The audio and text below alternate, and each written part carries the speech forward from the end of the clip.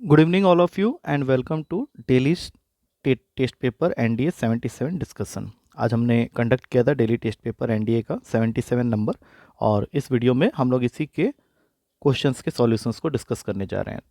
तो let's start our today's paper. आज के पेपर का जो पहला क्वेश्चन था उसमें दिया हुआ है कि there is a vector whose magnitude is 14 and it lies in x y plane and makes an angle of 60 degree with x axis. अब तुमको बताना है the components of the vector in the direction of x and y axis respectively. तो सीधी सी बात है, अगर तुम्हारा वेक्टर एक्स वाई प्लेन में एक्स एक्सिस के साथ में 60 डिग्री एंगल बना रहा है और उसका मैग्नीट्यूड 14 है, तो कंपोनेंट हो जाएगा एक्स के अलॉन्ग 14 cos 60 और वाई के अलॉन्ग 14 sin 60। जेड के अलॉन्ग वो जीरो ही रहेगा। तो बस तुम्हें इन वैल्यूज़ को सॉल्व करना है। 14 इंटू कॉस 60 की वैल्यू होती है 1/2 एंड 14 इंटू साइन 60 की वैल्यू होती है √3/2। तो यहाँ से ये 7 आ जाएगा और यहाँ से 7√3 आ जाएगा। तो करेक्ट आंसर हो गया तुम्हारा ए ऑप्शन। अगला क्वेश्चन है the ratio in which the sphere की इक्वेशन दे रखी है x² + y² + z² is equals to 504।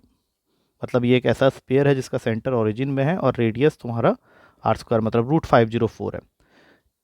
तो ये फाइंड करना है कि the ratio in which the sphere divides the line segment joining, मतलब कुछ ऐसा सिचुएशन है ऐसे करके। मतलब इस पेयर के आने की वजह से ये लाइन सेगमेंट जो है ये दो हिस्सों में बट गई है और यही दो हिस्से तुम्हें बताने हैं m/n।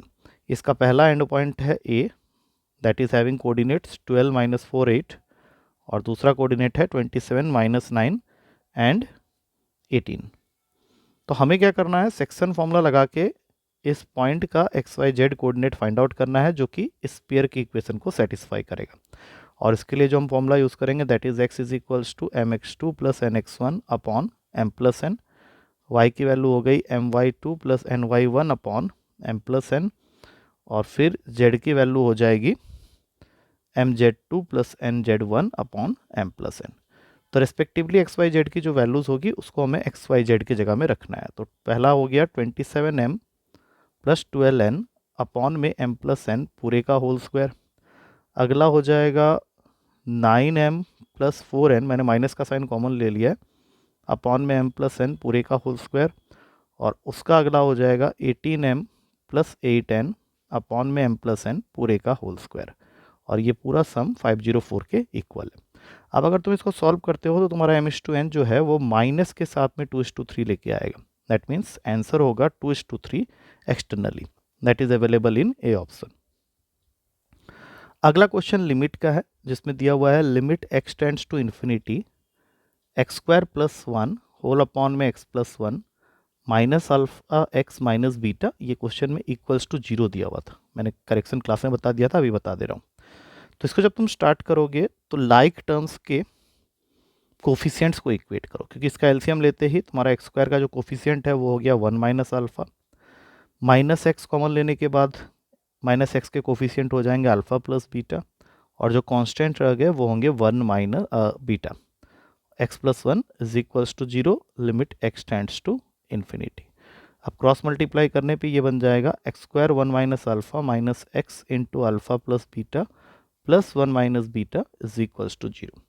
अब अगर हम कोफिशिएंट्स देख रहे हैं तो 1 माइनस अल्फ़ा 0 होगा, अल्फ़ा प्लस बीटा भी 0 होगा, क्योंकि राइट हैंड साइड में there is no coefficients for x² and x। तो पहले इक्वेशन से अल्फ़ा की वैल्यू आ गई 1, इसको यहाँ डालेंगे तो बीटा की वैल्यू आ जाएगी -1, और 1 और -1 वाला ऑप्शन जो अवेलेबल है वो सी ऑप्शन में अवेलेबल है। सी इज़ द करेक्ट आंसर। अगला क्वेश्चन है, पहले इसको ढंग से लिख लेते हैं। ये क्वेश्चन कुछ इस तरह से है, डेरिवेटिव करना है tan² 2x minus tan² x whole upon में 1 minus tan² 2x into tan² x, और ये पूरी वैल्यू मल्टीप्लाई हो रही है cot 3x के साथ। तो तुमको क्या करना है, सबसे पहले इसके अंदर फॉर्मूला ढूंढना है। ऊपर में अगर मैं a² माइनस b² की आइडेंटिटी लगा दूं तो वो दे देगा तुमको tan 2x plus tan x into tan 2x minus tan x। और नीचे में भी अगर a² माइनस b² की आइडेंटिटी लगा के उसकी सूटेबल प्लेसिंग कर दूं तो इसके नीचे मैंने रख दिया है 1 minus tan 2x into tan x, क्योंकि यहाँ से फॉर्मूला बन जाएगा। और उस हिसाब से मुझे इसके नीचे रखना पड़ेगा 1 + tan 2x into tan x, और इन सब के बाहर में बैठा हुआ है cot 3x। तो ये जो चीज़ है पूरी की पूरी, ये तुम्हारा फॉर्मूला बन गया tan a + b का, that is tan a + tan b upon 1 - tan a tan b। तो ये बन जाएगा tan 2x + x, और यहाँ से लेके यहाँ तक जो है ये tan a - b का फॉर्मूला बन रहा है। तो यहाँ पे लिखेंगे tan 2x - x, और एक cot 3x भी है। तो अब तुम ध्यान से देखो, tan 2x + x और cot 3x ये दोनों आपस में मल्टीप्लाई होके बन जाएंगे 1, because tan 2x + x is tan 3x into cot 3x is 1, और जो बच गया वो सिर्फ tan x है, क्योंकि tan 2x - x is tan x, और tan x का डेरिवेटिव तो सबको पता है, दैट इज sec²x। तो सी इज द करेक्ट आंसर। अगला क्वेश्चन है कि y = 4x - 5 को ये टेंजेंट बता रहा है फॉर अ कर्व जिसकी इक्वेशन दे रखी है y² = px³ + q, और पॉइंट ऑफ कांटेक्ट है एट 2,3। तो इस क्वेश्चन को करने के लिए सबसे पहले हम लोग कर्व को डिफरेंशिएट करेंगे at the given point of contact, that is 2,3। तो इसका डेरिवेटिव हो गया 2y/dx = 3px², और यहाँ से dy/dx की वैल्यू आ जाएगी 3px² अपॉन में 2y। अब x और y की जगह 2 और 3 डाल लो, तो 3p इंटू 4 और अपॉन में 6, और चूंकि ये टेंजेंट है इस कर्व के लिए, तो इस लाइन का जो स्लोप है 4 वो इसके इक्वेट कर दो। तो 4 से 4 कट गया, और अगले स्टेप में p की वैल्यू आ गई 2।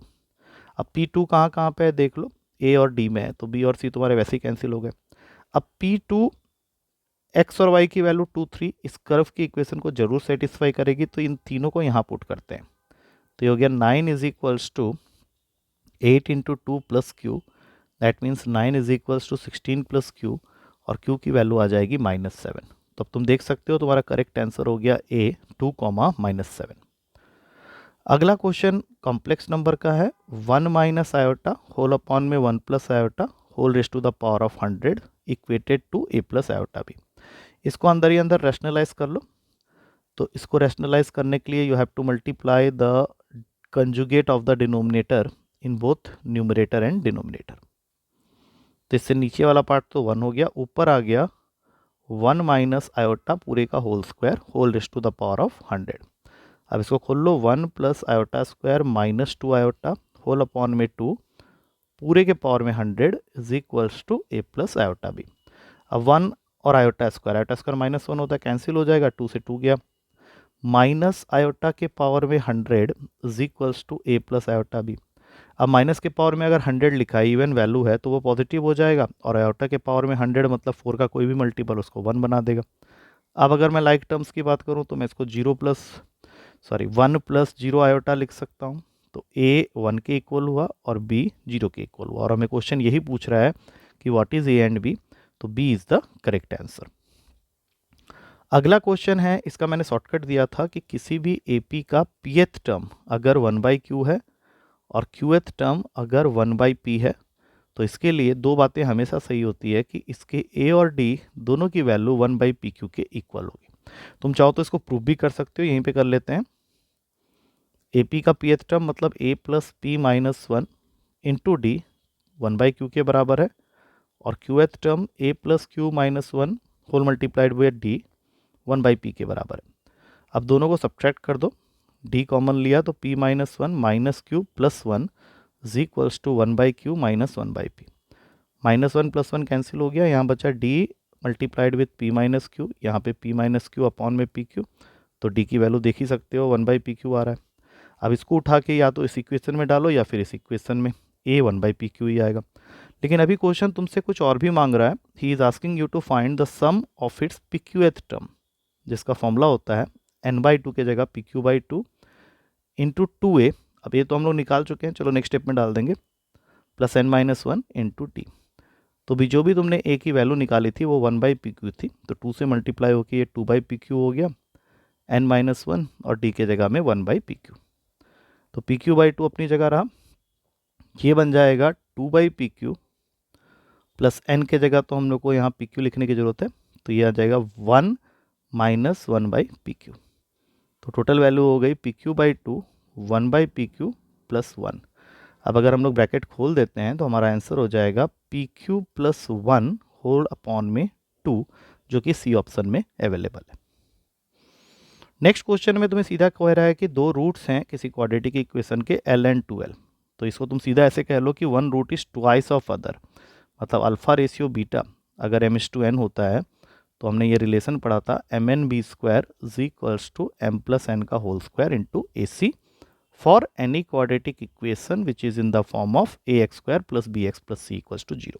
तो जब तुमने रूट्स को देखा है l एंड 2l, तो इसका मतलब है कि अल्फा और बीटा का जो रेशियो है वो 2:1 है। तो इस फॉर्मूला में अगर पुट कर दें तो 2 into 1 that is 2b² is equals to 2 + 1 का होल स्क्वायर इंटू AC।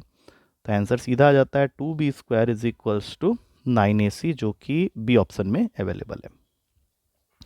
इस क्वेश्चन को करने के लिए तुम अल्फा बीटा गामा तीनों को असाइन कर दो वैल्यू 60 डिग्री।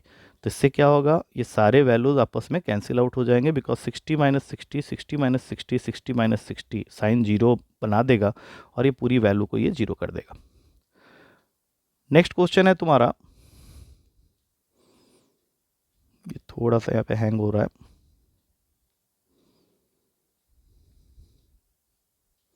एक बार बैक स्लाइड करके 10th में आते हैं, बिगनिंग से ले लेते हैं।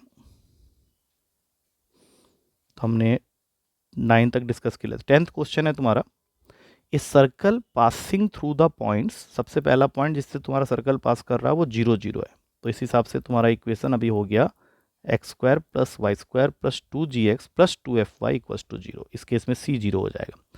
अब दूसरा पॉइंट जिससे तुम्हारा सर्कल पास कर रहा है वो 2,6 है। तो इसको अगर मैं डालता हूँ इस इक्वेशन में तो ये बन जाएगा 4 + 36 + 4g + 12f = 0, जो कि नेक्स्ट स्टेप में मुझे देगा 4g + 12f = -40। और अगर मैं 4 कॉमन ले लूँ तो इक्वेशन रेडी हो गया g + 3f = -10। अब मेरा तीसरा पॉइंट है 6,2, वो इस इक्वेशन में अगर मैं पुट कर दूँ तो ये बन जाता है 36 + 4 + 12g + 4f = 0, जो कि अगेन मेरे इक्वेशन को बना देगा 12g + 4f = -40। और अगर मैं 4 कॉमन ले लूँ तो ये बन जाएगा 3g + f = -10। अब अगर मैं इन दोनों को सॉल्व करता हूँ तो g और f दोनों की वैल्यू आ रही है -5/2। अब इसको ले जाके मेन इक्वेशन में पुट कर दो तो तुम्हारा इक्वेशन रेडी हो गया है अब x² + y² - 5x - 5y = 0। अब क्वेश्चन क्या कह रहा है कि this circle cuts the x axis at the point P which is not equals to 0 0। तो अगर मैं इसको x एक्सिस पे कट करवा रहा हूँ तो y कोऑर्डिनेट को 0 करना पड़ेगा, और जब मैं यहाँ से x के लिए सॉल्व करूँगा तो x will give me to values 0 and 5। तो इसका मतलब है कि मेरा पॉइंट जहाँ पे ये सर्कल x एक्सिस को कट कर रहा है दैट हैज़ नाउ बिकम 5,0, और मुझे इसका डिस्टेंस नापना है, इस पॉइंट का नाम देना है P और इसका डिस्टेंस नापना है ओरिजिन से, जो कि होता है 0 0। तो सीधी सी बात है ये डिस्टेंस जो है वो 5 का आएगा। तो correct answer is 5। So with this we come to the end of the discussion of this particular paper. बीच में कुछ 10-15 सेकंड के लिए हैंग हुआ था, but still now we have completed in 14 minutes. तो go through with the solution of each and every question, और अगर कोई डाउट रहता है तो you can ask me in the class. कल मिलते हैं नेक्स्ट पेपर के डिस्कशन के साथ। Till then take care and thank you to all of you.